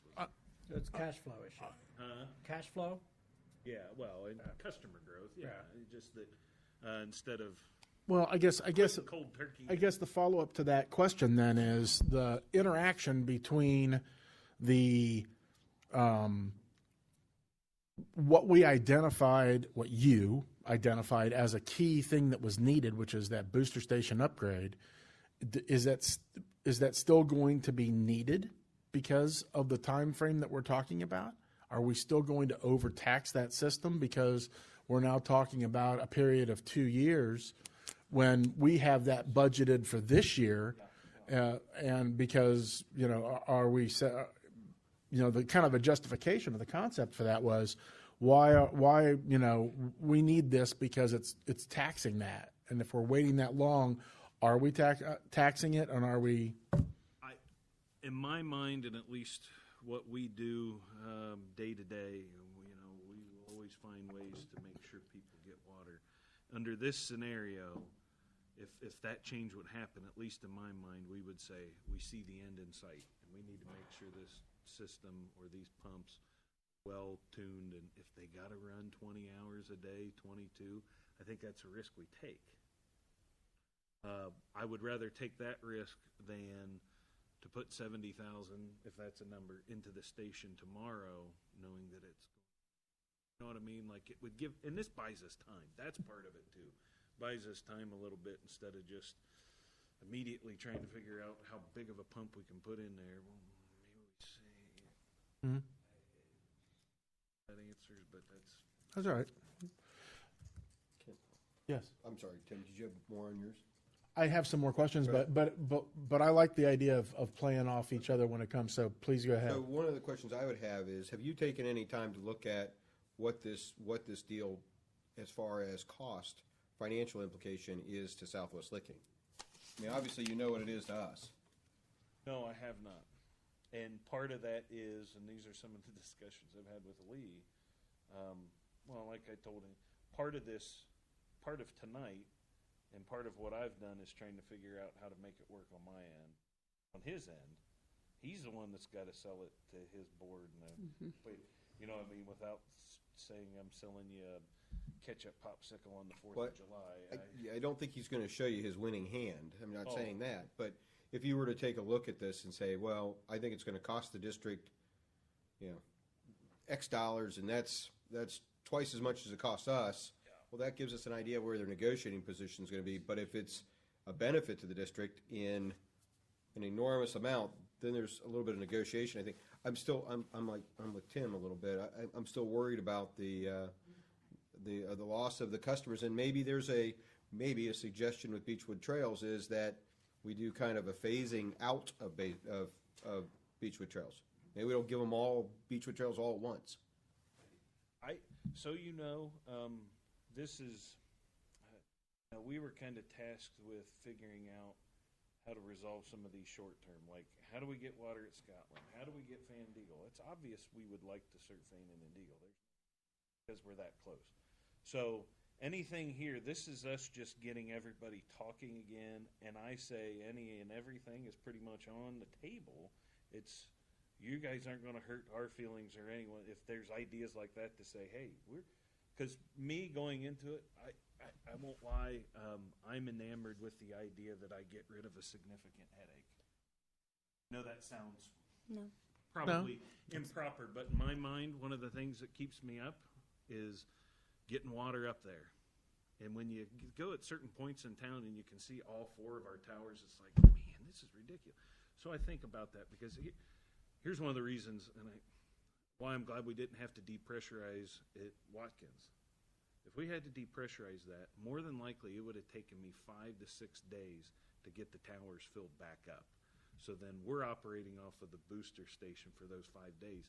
That's what gets me right here if something would happen. You know what I mean? So in my mind, the money, and that's where I like having you folks involved because you see it differently than I do, whether from a cost or an investment standpoint. Me, I'm going, oh man, if I could get rid of that, boy, I'd click my heels right out the door. So I think it's all fair. I think it's especially knowing that had they gone out and around us, that it was probably a $4 million investment for them. Now, even if we do these interconnect points and these connection points to make this work, maybe it's only a $500,000 project. And they gain 1,100 residents, and that's pretty significant. Well, if we're losing 500,000, ultimately it'll be, you could say it's an increase in revenue for them. Yeah. Yeah. Well, if we're losing, they have to be gaining, right? Well, yeah. Although not as I much. mean, Although not as eventually, much yes. because of Exactly. the out of town rate Exactly. versus the. And CIP. Exactly. They're not, These folks, if you do this, the out of town will. I mean, everybody slightly. but you throw our CIP on. CIP is what, but I'm glad you brought that up because I think there's some discussions to be had there to say, and I'm not going to say it's my skill set or forte to say, hey, we're losing XYZ and we know that you're saving XYZ. We want you to pay us. And maybe that's, or you pick up the project cost because we're losing revenue. That's where. I would agree with that. Where you guys are. I mean, I would agree with that because ultimately, the other thing that I see, if this is successful, if this is this idea, which is kind of a spitbally idea, but in the end, if the two sides both feel as if they benefited, Yes. That's really one of the major things that I see out of it is, and that kind of dovetails into my next comment, which is this, I see at least this part of this as almost the booster station interconnect part of the old contract. Yeah. There's still other pieces of the contract that I think will need to be talked about, and hopefully the two sides working together so far leads us into a situation where in the future common sense applications for, hey, you're closer for sewer, we're closer for water happens, and if this moves forward, hopefully other aspects of the contract. I'd like to revisit the length at that the contract currently is. It's 25 years with no possibility for review, right? Right, because we're still operating under the contract. It's just the middle of it's been blown away. Well, and if I can, I think that whatever resolution is arrived at, if there's a resolution arrived at, it replaces what is currently in place. And it has I would agree. Yeah, it has that's a different what I'm time talking frame about. on it. Yeah, This exercise right now will ultimately lead to a new agreement, which will replace the one we have and will replace the term of that agreement. Oh, yeah, absolutely. Yeah. And so, and hopefully, kind of to go back to that original point is, hopefully, neither side is feeling like, wow, we got sold a bushel of bad apples on this one. I mean, so everybody's going to have to be comfortable with that. So, I hate to get too much into the weeds, but I saw a $1.1 million interconnect fee. Is that just? That's the number I've used for the past 4 years for the one at 310 and. Well, it just I saw it in there, and I'm kind of like, why? I'm back with Andy on that, where I'm kind of like. That one, and that's just me going off of old info that in 07 they thought it would be a shared cost of $750,000. So I'm just kind of covering my butt a little bit, but again, that one is way open. Conversations with them on that, I think they're fully aware of my hesitation on that one, just because it was terms of this current dispute that we had, and why are we going to poke our heads right back into that one for no reason? Because in my thought there with that 310 in refugee area, it just kind of muddies it up because, yeah, we'd love to provide water to that place, but it's not going to be easy, that intersection. So us having an interconnect there and a presence, what's that going to do? Yeah, you know, the other, I guess the other question I would have, Nathan, and it kind of relates back to what we were just talking about. I don't want to get off it too quick. Is we talk about this 2-year time frame, but one of the things that we originally had discussed as to why this is even happening, or the kernel of that was the light bulb above your head that kind of popped and went off when we first talked about, when you invented this, or you and Lee first started talking about it, is getting water to Fannin and Deagle and sewer to Fannin and Deagle. And I don't know that 2 years is what I would consider to be optimal, well, right? Here's the thing. From my understanding, let's say that we enter into contract tomorrow that we like this and we get Fannin and Deagle. That doesn't mean we can't start serving them. That's effective then. Part of it is they have to make the changeover between them getting and us getting, like the Coghlan area. We've got 2 years to do our work. Okay, so you're saying, that I would understand. Be serving sooner than that. Yeah. And the flip side, obviously, would be they would get Beechwood Trails immediately. Yes. So I mean, there's always give and take there. There and is. I would tell you that I don't know how fast Fannin and Deagle is going to be putting lots into calling for water services. I think, in my opinion, Agreed. If this dropped and they said, "Hey, Pataskala is serving water and sewer there," I still say you're 18 months out from seeing the first house built, if you're lucky. They don't even have engineering. Yeah, I was going to say a minimum's 12 months. They've done no engineering, no plans. They've done none of that. So. And that's some of this too. I've floated out some of the things I have about some of the infrastructure we may like to look at, and just making sure that, do you hate it, love it, and it's been positive. So, I asked him, I said, part of me wants to make sure you're not bullshitting us on Fannin and Deagle, and it happens, and then all of a sudden nobody comes, and we're back to where we've been for the past 15 years or whatever. So part of this is there's now going to be a commitment. We've been butts off trying to resolve this for folks, and at some point we need a surefire too, right? I couldn't agree with that more. I also, I mean, I would say that the idea of the district, and it's not up to me to tell them their business, but being somebody who's elected by people throughout the city, as several of us are on council, and there's a lot of that cost also would have been passed on to people, maybe not people served by our utility department, But theirs for sure. but yeah, and so I mean there's a little bit of that as well, in my mind. I think with that said, I don't know that I necessarily have any more questions. I don't know if Mrs. Hayes, go ahead. I do, but they're not going to be high questions. They're going to be clarification questions.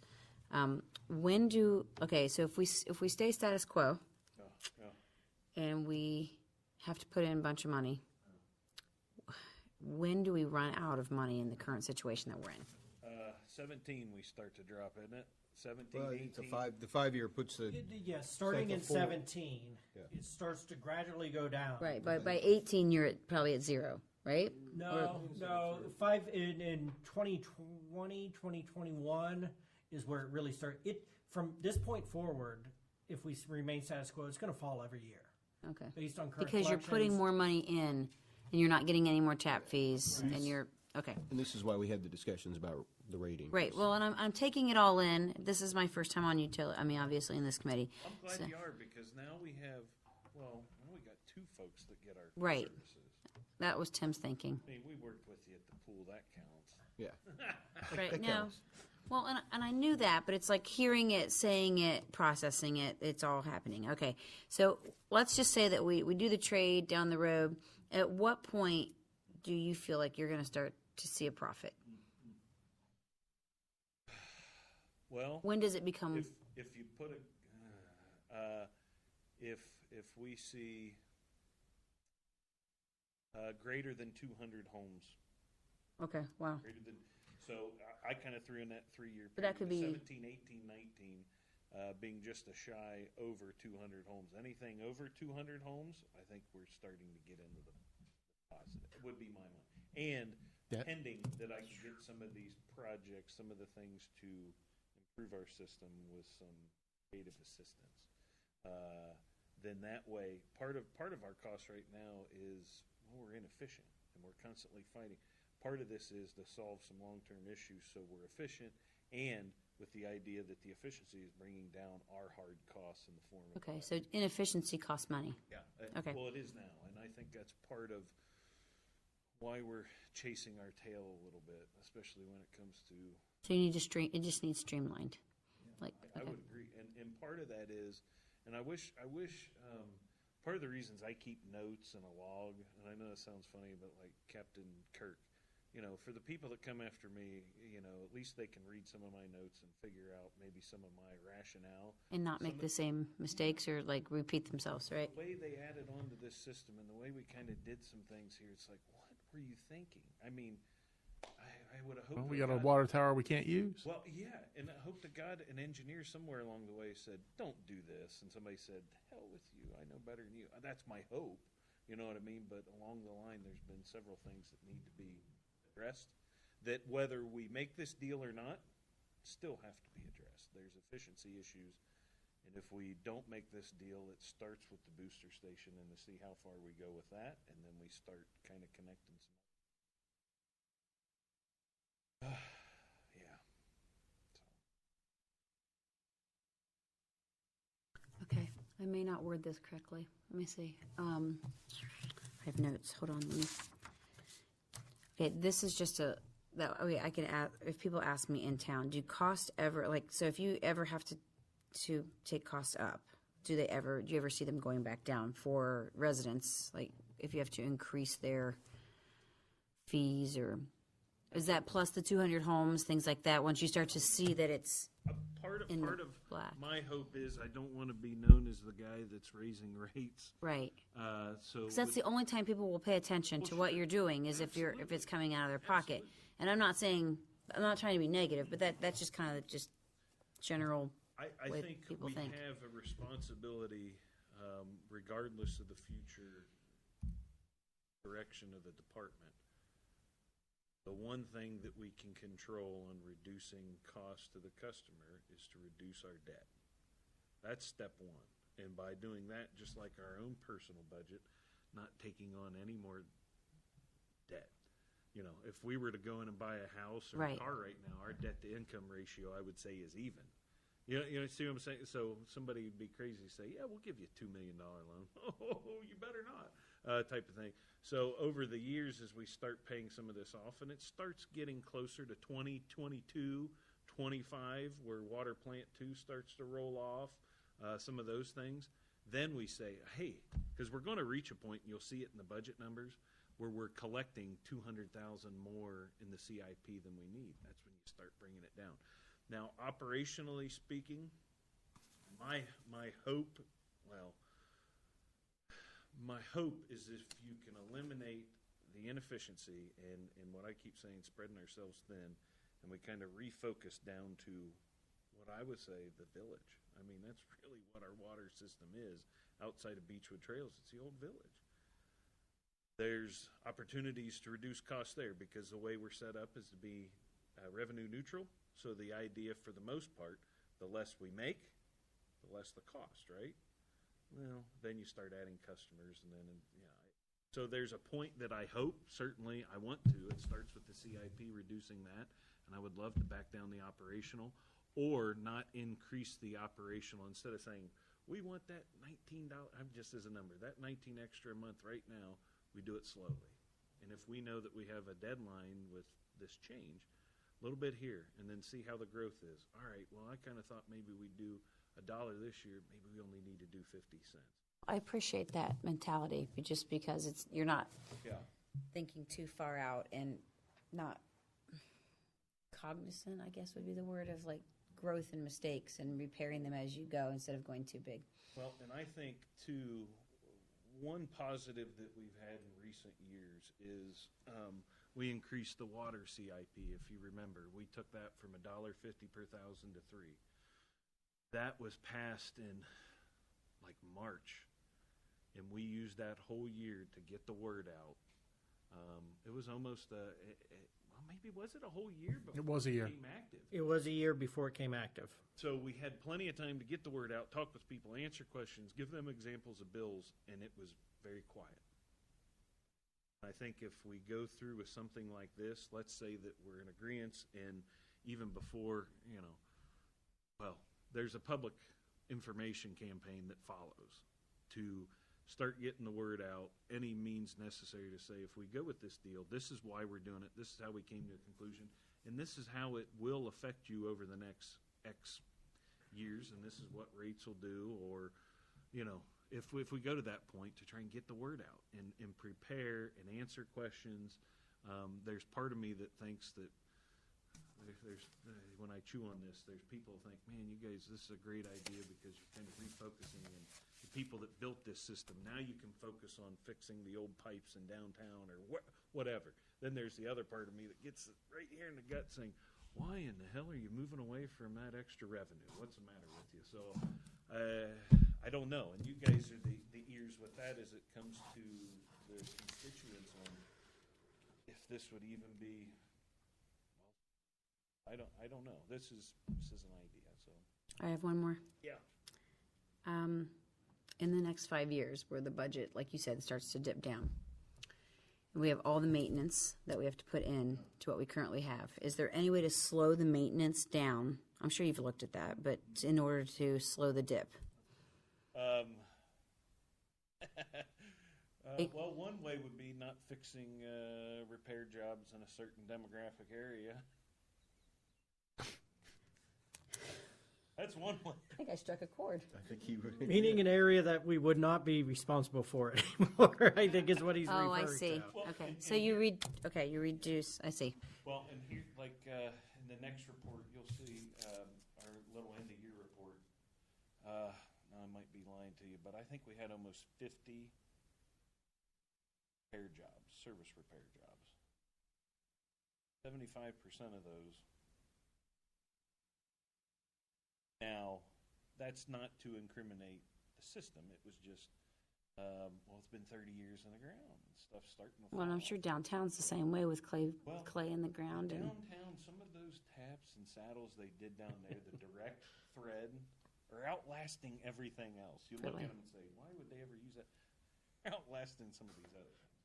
Up there, well, I'll leave it at that. I think there's scenarios where you can reduce cost here and there.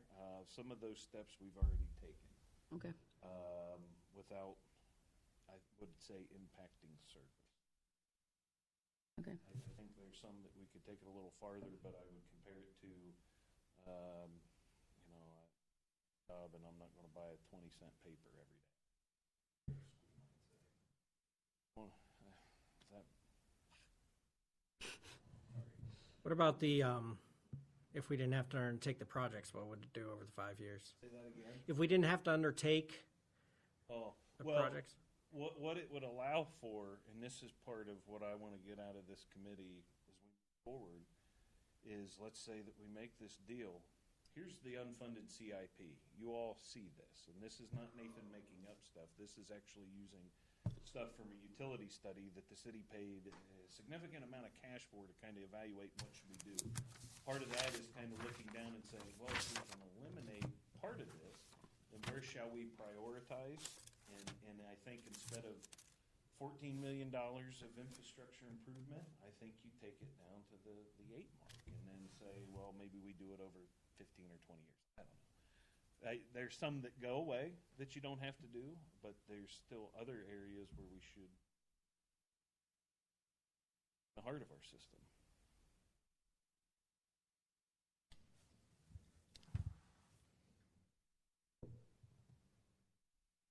That's good. I appreciate that question too. So, Well, and so you know, just to throw it out there, part of a step for efficiency and to improve some of this was the reason we got that pipeline on Main Street. Now we've got a nice, hefty, direct channel, at least north of the railroad tracks. The idea to take it further. You know, just to give you an idea, it's just not, we're going to throw one pipe in the ground and everything's fixed. Thank you. any other questions? I don't have any other questions other than, Nate, I wanted to say I appreciate you and BJ, you know, getting this discussion started. The only thing I would say also is that I would say that there is a good chance, or there is at least a chance, that it won't go anywhere. Just, I mean, that's just those are my thoughts on it. That's all. I mean, but you got to have, Big you know, chance it you at will. least started the discussion. Look, ultimately, the question needs to be asked. Yep. And if it's not So asked, we I won't applaud know. you guys for getting started. And to Mr. Conkle as well, I realize that you and he pretty much kind of really put through some. Put in a lot of work. I think it shows great effort to, like you said, you know, bury the hatchet, and that's really what I think you started with, and then it kind of, like you said, grew. Well, part of that too was, I won't lie, was the test to see go. And if they were willing to work together with us, yeah. And so if anything, at this point, we have good open dialogue. And I told BJ and I think Tim both, wherever we go from here, this is whatever I've done here, I'm setting it at your feet to say, you guys tell me. Because that's what I'm here for. You guys serve the public as we do, and we just direction, where should we go? Where do we want to go? Right.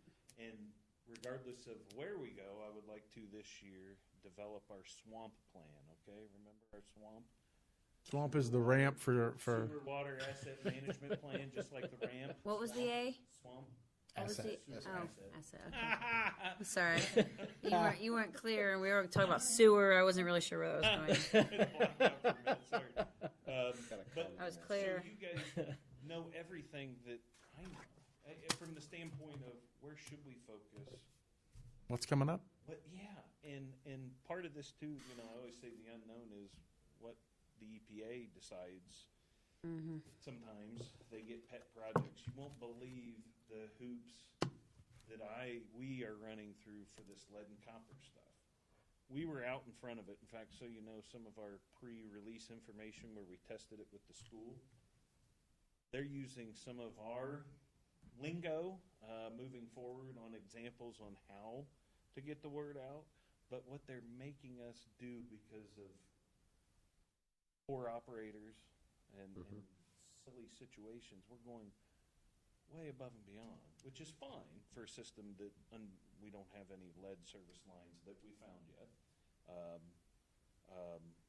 The work that we're doing, so at any time they could say, hey, we're now going to outlaw XYZ, and that could totally flip our CIP on its ear. They could Right. say, Yep. even on the sewer plant, you know, well, we're not concerned with this mussel anymore. It's the cousin of the zebra mussel that's now affected. Cat's paw mussel. Yeah. So, All right. Thank you. Well, looking up at the clock, we're getting about to the limit of any committee. In fact, we might be over it, but I think the next question I have is kind of directed here, and it's directed towards all of us, and that's, you know, what is the next step? And Mr. King? I think the next step for here is sharpening the numbers, looking at what it means for, as Andy asked, debt service, losing that versus not performing some of the CIP stuff, and just defining the numbers a little bit more and providing that. What I would hope is, and I not hope, I know on Monday there will be an update during committee reports about this meeting. And, you know, I would anticipate that this committee would get back together one more time before making any recommendation to council on this. Ultimately, this committee, we're looking for this committee to make a recommendation. That's what the committees are for, make a recommendation to council and I mean, and I guess my question would be, is that recommendation as simple as, well, we should continue to move forward, or are you thinking about this committee meeting with our counterparts at Southwest Licking? Is it too early for that? Is it? I know that they have reached out and said, you know, we'd love to have kind of a joint utility committee meeting, but I also don't want to jump the gun. And I think that Andy's point that, you know, while I think that they're just the work that's been put into this makes me optimistic. We should also know that it's not, just because we're talking about it here tonight, it's not a done deal right. I think it's too early for that. I agree. for the other Okay. parties, yeah. So, may I suggest, and this is just me trying to process and figure out, you know, maybe you guys review and I guess to keep this moving as it has to date, what I'd really like from you guys, if possible, is maybe more so your likes or dislikes with this, or you see, that way I have something in writing. So let's say we could meet with them and we could have this little joint powwow. Maybe it would be more efficient at this time to say, hey, if you know we're concerned about certain numbers or to put that in writing, so then I've got talking points that we could go to them and their administration and say, hey, we met with them. Here's ABC that I think we still need to talk about before we take it to step B or whatever. Would that, or should we just take with what you've said here and run with it? I want, part of me, you guys have to buy into this or not, you know, so Nate, I think the biggest thing that's going to help me with this is the numbers, great. and then understanding the scenario that we don't go through with this. okay. I mean, that's really the best. That's the best thing that I can tell you that I need to understand. Okay. You know, I ask you to see if you could kind of evaluate their position on this, because I think that's going to give you some insight on what kind of deal this is for us, essentially. You know, like, as I've heard many times from my dad is, as long as everybody walks away unhappy from a negotiation, it was a good negotiation. So, that's his negative attitude.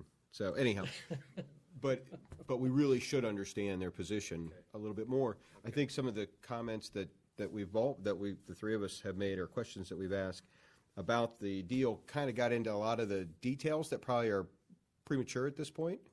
But certainly understanding, for instance, on Beechwood Trails, do you do that turnover based on Fannin and Deagle submitting their engineering plans for final review, or the first,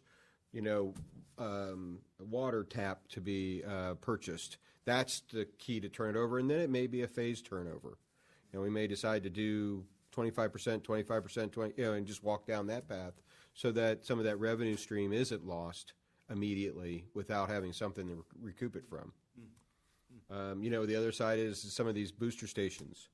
Do we get any service out of those boosters? So that's another one to look at. Is that really for their benefit rather than our benefit? And we're paying 50% of the cost. With that being said, the other side of it is that we point out to them, look, guys, this number 9 on here really seems kind of ridiculous that, you're going to pay to get rid of that seems, there's a lot of I think you have some talking points to work through, but at the same time, until I think I really see a 5-year projection of this deal from maybe Jamie, it's showing the maintenance, the decreased maintenance. I'm sure you carry a contingency. You have some contingency every year for disaster. We're not going to get those 5 years in a row, but in the next 5 years, would it be reasonable to see one of those? Maybe. So, those are things that internally that we need to understand. I know if I were to walk out and try to sell this to people saying that this is a great deal, we're going to lose $500,000, you're going to increase, your rates are going to be increased, and we're going to feel good about it, probably isn't going to happen. I agree. I got you. So, probably not. Now that you put it that way, Andy, jeez, I don't know if I would. I mentioned that. I was floating there for a Of second. course, I don't have service with any municipality, so, except for the pool. Well, you use these facilities, so hey, I do. councilors on. No, it's not the accurate message. It's not the accurate message. I'm sorry. So sharpening the numbers, Okay. getting with Jamie and BJ. Give me a pitch so that when people I ask me what's this all about, I can just because it's not going to be about me saying, well, here, read this to my neighbor. It's going to be something quick that I can say, this is what it's kind of like what you were Even saying. if it's a net zero gain, at least this is a reason to do this. If it's going to, worst case scenario, we get nothing out of it. It doesn't cost us anything. We don't gain anything, except for the potential non-catastrophe that we're and such. Right. But the district, who are residents of Pataskala, district members are going to see X dollars. They're going to have a benefit down the road. That's going to be a benefit to the city. Somewhere along the line, it'll pay Couldn't agree off. more. And most of my conversations are going to be on the sidewalk. They're going to be at the grocery store. They're going to be something, and somebody's going to say, "Hey, I read this in the paper. What do you know?" I want to have something that I can pitch out that they're going to remember when they walk away, and it's not going to, for me, it's not going to be able to say, "Hey, I've got this report. Let me show it to you." So if there's something that would help me, that that would just be like boom, boom, boom, that's And also the evaluation that necessarily has to take place by us and council to see those numbers. From the number standpoint, what I envision is essentially a revised draft water budget with the charts and stuff showing what this does. Not as thick, but summarized, saying, hey, if we change these, you change a few numbers in there and say we don't have to do 450,000, we don't have to do this. What does that do to that line? Oh, I'm sure Jamie can come up with all kinds of good graphs. That's why I said summary. I'm sure he will. They'll be awesome. I can't wait. This is summary.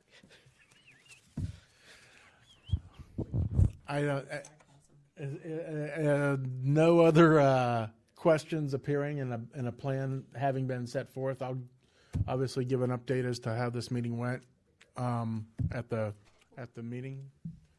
Might entertain a motion to adjourn. second, first. I'll have a motion to adjourn.